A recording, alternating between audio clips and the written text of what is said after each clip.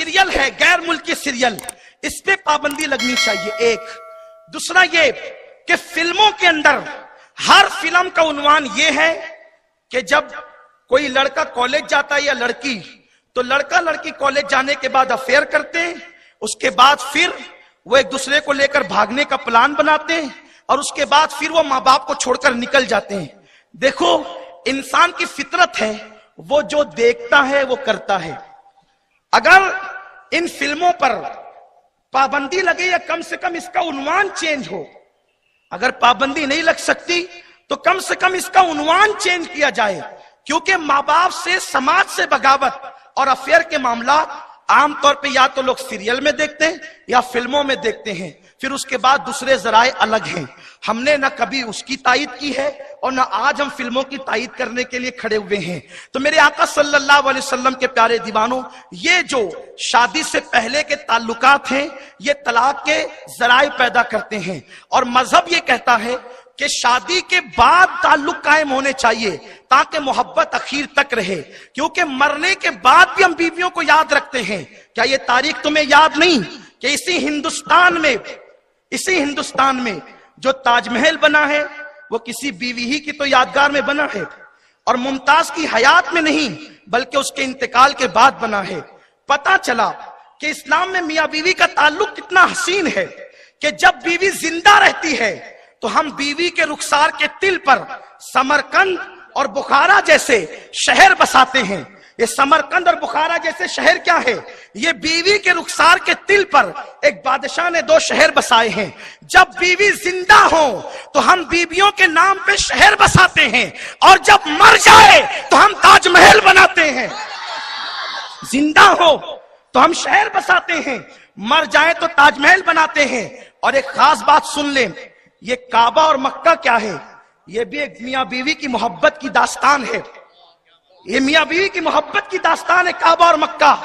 अगर शौहर बीवी का वफादार हो जाए तो समरकंद और बुखारा जैसे शहर बनते हैं और ताजमहल जैसी इमारत बनती है। और बीवी अगर शौहर की वफादार हो जाए तो मक्का जैसा शहर बसता है और काबा जैसी इमारत बनती है। ये मक्का बसा क्यों है? एक इब्राहिम खलील की वफादार बीवी हाजरा उस रेगिस्तान में जाके बैठ गई तो अल्लाह ने उसे आबाद कर दिया, और फिर उसके बाद ही काबतुल्लाह बना है। ये भी तो एक चीज है। हमारे मजहब की तालीम ये है, इस्लाम में औरत को ये मकाम हासिल है कि सूरह नूर के अंदर उसकी तफसीर में ये बातें आती है कि शौहर बिला वजह अपनी बीवी का नाम लेकर नहीं पुकारता। हमारे यहां हम अपनी बीवियों के नाम लेकर नहीं पुकारते। ये कुरान की तालीम है तफासिर में। अगर किसी की बीवी का नाम फलां है तो वो फलानी का नाम लेकर नहीं, उसके लिए मोहब्बत से कुछ नाम रखे जाएंगे और वो असल नाम छुपाकर तारुफी नामों से पुकारा जाएगा। जैसे हुजूर अलैहिस्सलाम की सबसे चहीती बीवी खदीजा के बाद अम्मा आयशा सिद्दीका है। हुजूर ने उनका वो नाम छुपाया और उनको हुमैरा कहा और हुमैरा के अलकाब से उनको पुकारा। शौहर बीवी में मोहब्बत इतनी है, आदाब इतने हैं कि हम अपनी बीवियों के नाम लेकर नहीं पुकारते। इसीलिए आप कुरान उठाकर देखें, कुरान की 6666 आयतें हैं। एक औरत के अलावा अल्लाह ने कुरान में किसी औरत का नाम नहीं लिया, इसलिए कि मजहब इस्लाम चाहता है औरत को बहुत ऊंचाई पे रखे। अल्लाह के रसूल फरमाते, मैंने औरतों की इज्जत को काबे से बुलंद कर दिया है। इस चीज को हम भूल गए। हम समझते सिर्फ नमाज ही इबादत है, रोजा इबादत है, हज इबादत है। सुन लो, अल्लाह के रसूल फरमाते हैं, तुम में सबसे बेहतर वो है, गौर फरमाए, तुम में सबसे बेहतर वो है जो तस्बीह लाता है नहीं, जिसकी दाढ़ी लंबी है नहीं, जो नमाज का पाबंद है नहीं, वो सब बेहतर है बाद में। सबसे बेहतर रसूल ने जिसको कहा सल्लल्लाहु अलैहि वसल्लम, तुम में सबसे बेहतर वो है जो अपनी बीवी के साथ सबसे बेहतर है। और आका फरमाते, मैं तुम सब में सबसे बेहतर हूं, इसलिए कि मैं अपने घर वालों के साथ तुम सबसे ज्यादा अच्छा सलूक करता हूं। नाम जो मजहब औरत का लेने की इजाजत नहीं देता, कितना एहतराम सिखाता होगा। इसीलिए औरतों के नाम नहीं लिए जाते अदब की वजह से। پورے قرآن میں ایک عورت کا نام ہے مریم اور باقی کسی عورت کا نام نہیں. حالانکہ بہت عورتوں کا ذکر آیا ہے. جناب مریم کی امی کا ذکر آیا تو وہاں قرآن کہتا ہے عمران کی بیوی، نام نہیں لیتا، عمران کی بیوی. اس کے بعد زلیخا کا ذکر آیا تو کہا مصر کی عورتیں. زلیخا اور اس کی سہیلیوں کا ذکر ہے. دیکھیں قرآن نام نہیں لیتا. پھر جب کسی عورت کا نام نہیں لیا، اما عائشہ کا ذکر آیا سورہ نور میں، نام نہیں لیا. سورہ 5ویں پارے میں سورۃ النساء میں ذکر آیا، نام نہیں لیا. کہیں عورت کا نام نہیں ہے، صرف ایک عورت کا نام ہے جس کا نام مریم ہے. وہ کیوں آیا؟ وہ اس لیے آیا کہ لوگوں نے یہ مشہور کر دیا تھا کہ مریم اللہ کی بیوی کا نام ہے. تو اللہ نے قرآن میں اس کا نام لے کر بتا دیا اگر بیوی ہوتی تو میں ازراہ ادب اس کا نام نہیں لیتا. اگر بیوی ہوتی تو ازراہ ادب میں اس کا نام نہیں لیتا.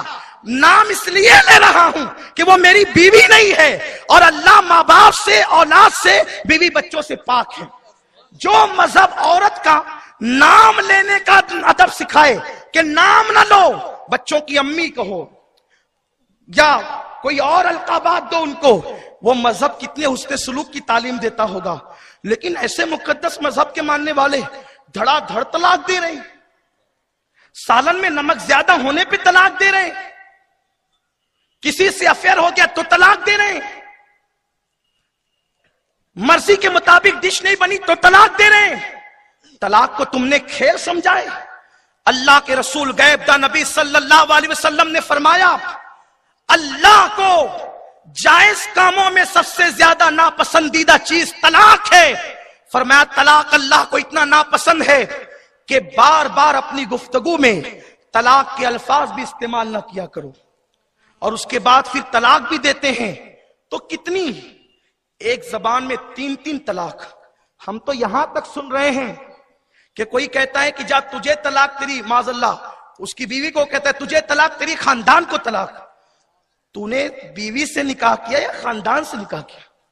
ہنسنے کی بات نہیں، یہ کتنے تعجب کی بات ہے. دور رسالت میں ایسا ہوا ہے. اللہ کے حبیب علیہ السلام کے دور میں ایک صاحب نے ان کی بیوی کو 1000 مرتبہ طلاق کہا. اللہ کے رسول علیہ السلام فرماتے ہیں 3 تو پڑ گئی اور جو 997 تھی اس کا عذاب اس کی گردن پر ہے. یہ اس کے لیے وبال جان بن گئی، آخرت میں عذاب کا ذریعہ بن گئی. اب یہاں پر کچھ سنجیدگی سے کچھ مسائل پیش کرنا چاہتا ہوں.